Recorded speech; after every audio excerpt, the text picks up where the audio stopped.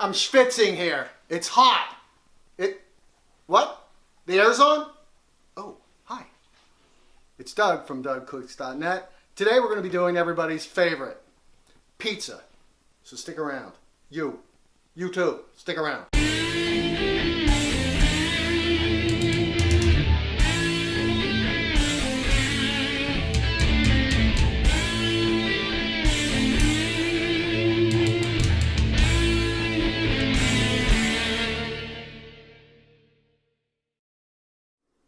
Hi guys, it's Doug from DougCooks.net. Today we're going to be working on pizza.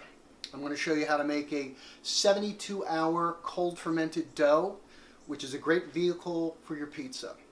It bakes up beautifully and it stores well. If you make a lot of it, you can freeze it and use it at another time. So I'm going to show you how to make the dough right now. Okay? You got 1 cup of water right here.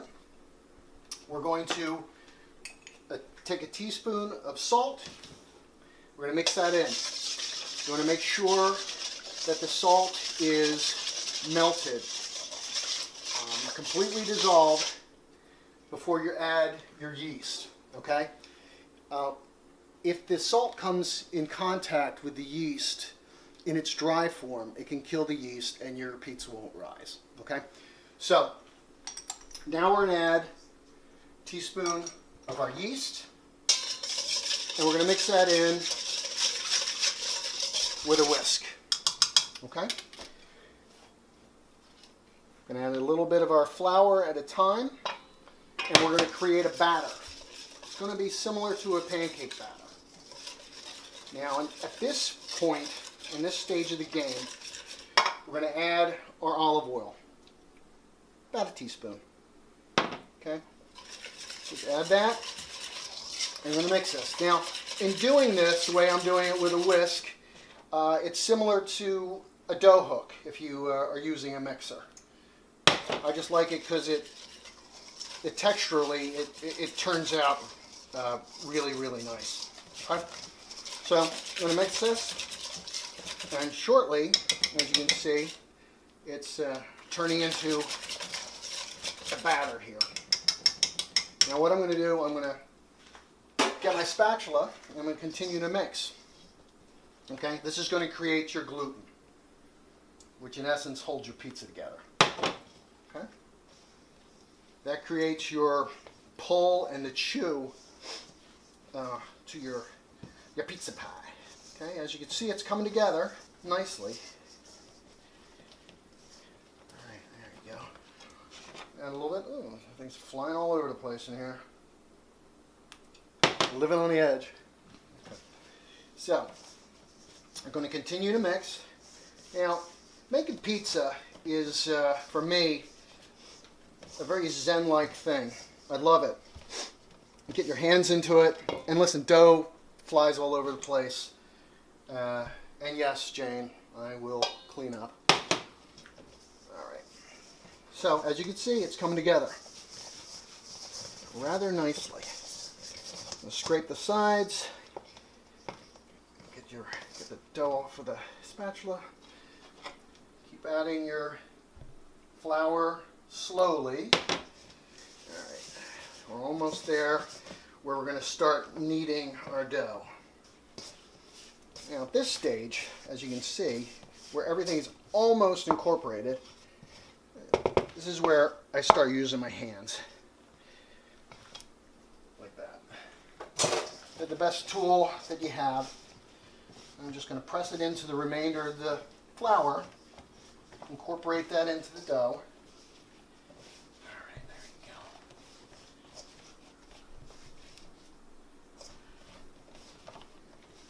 you go. All right, so get myself straightened out over here, and I'm going to dump the remainder of the flour, and I'm going to start kneading. Okay, now it's going to be sticky. That's what she said. And we're just going to keep kneading this until everything is incorporated. As you can see, when you knead your dough, use the palm of your hand, and you're going to push forward, and you're going to bring it back, push forward, and roll it back to you push forward and roll it back to you. Now eventually things are going to smoothen and it's going to become a little bit more pliable rather than sticky. Now if it's still really sticky, add a little bit of flour, okay?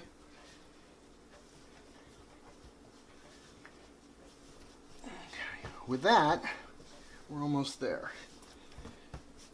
Roll this around. Yeah, it's still just a little on the sticky side. Knead it for just a little bit longer.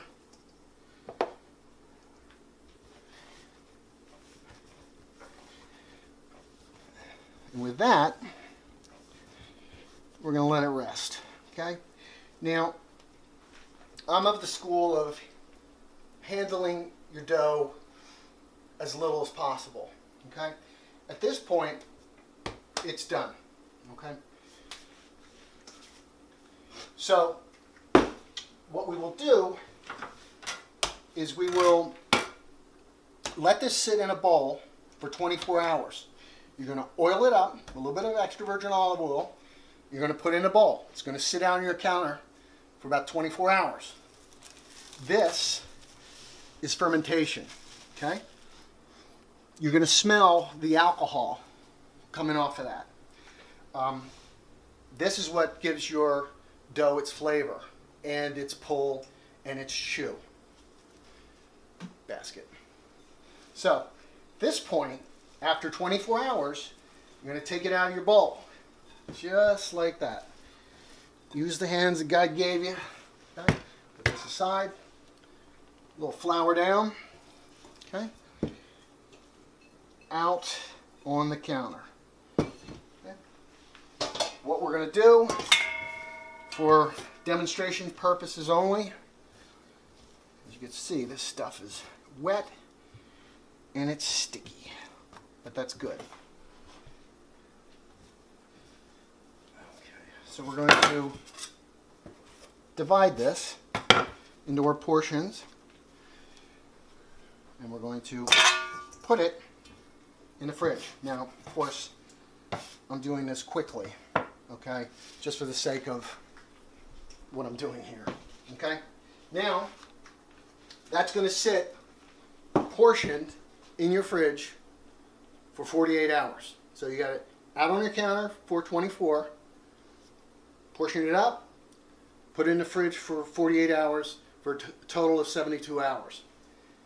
Then what you have is this. This is the stuff that is going to make your pizza. Okay, we're going to portion it out and we're going to make a pizza. We'll be right back. Okay, so now we're going to build our pizza. So we've gone through the fermentation process. Now it's time to use your dough.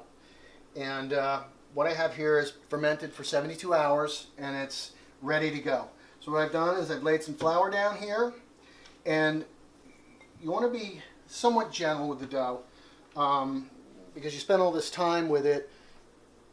The fermentation process, all the gases that have built up in the dough, it's going to give you just a great pull, great flavor, and a great chew. Okay, so what we're going to do is we have our dough here, it's ready to go. Use your fingers in like a motion like this, in a shape, and you're just going to turn it. Okay, you're going to create the crust. Okay, now I'm not a guy who's going to be tossing this stuff around. I kind of have a low ceiling. I'll probably end up on the ceiling or on my head, so I'm not going to be doing that. For the sake of just making a pizza, we're just going to do it right here on the board. Okay, so we're just going to stretch it, as you can see, and I'm going to bring it to the edge of the table, and gravity is going to stretch the dough for you. Okay, you're just going to turn it, and you just keep turning it, and you're going to allow gravity to do its thing. Okay, so as you can see, it's starting to stretch. And you're going to also put it in your hands, move it around a little bit, and and gravity, it's going to do its work. Okay, as you can see, it's starting to stretch. Do a little bit more. You don't want it to be too thin. And yes, I promised to sweep up the flour all over the floor. So right now, we got a basis for a pizza. Okay, just going to move it over to our lightly floured paddle. And what we're making today is a Margherita pizza. Margherita pizza is San Marzano tomatoes in the tomato sauce. Real basic. This is an uncooked sauce. This is something that you don't have to put on the stove. It's San Marzano tomatoes, olive oil, salt, and garlic. That's it. Okay? Real simple, real fresh, and it has a vibrancy for not being cooked. Okay? So, we're going to use a little bit of sauce. We're not talking a lot. Okay? I prefer minimalist pizzas. Some people love tons of stuff on their pizza. I'm not one of them. I want a basic pizza with a good dough. The dough is your canvas. I mean, whatever you want to put on a pizza, that's up to you. But I like light sauce and minimal ingredients. There's no stuffed crust pizza here, pineapple and ham. Sacrilege. Anyway, so I'm gonna do that. Now I cut my mozzarella. This is fresh mozzarella. It's buffalo mozzarella in strips. I think it covers your pizza better this way. Again, you don't have to put a lot on it. This is reminiscent, very typical of what you'll find in Naples, Italy. Okay, there you go. Some fresh basil. Not a lot. This is, you have your Italian flag here, gang, for Princess Margherita. Splash of olive oil. Okay. Give it a shake, make sure it moves. And it goes into a 550 degree oven. Okay?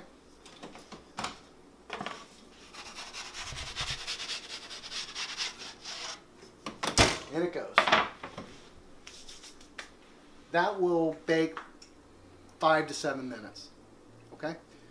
Be right back. That, my friends, is a thing of beauty.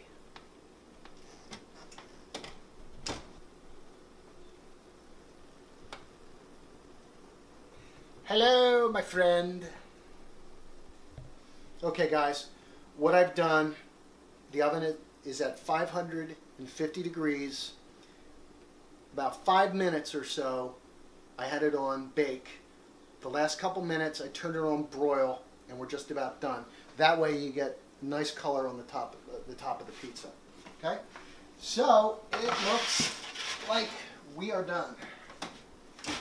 That, my friends, is a classic Margherita pizza. So, if you like this recipe and you like this video, please subscribe and check out my website, dougcooks.net. All the recipes are written down there for you to enjoy. Thanks for joining me today. You, manja, you.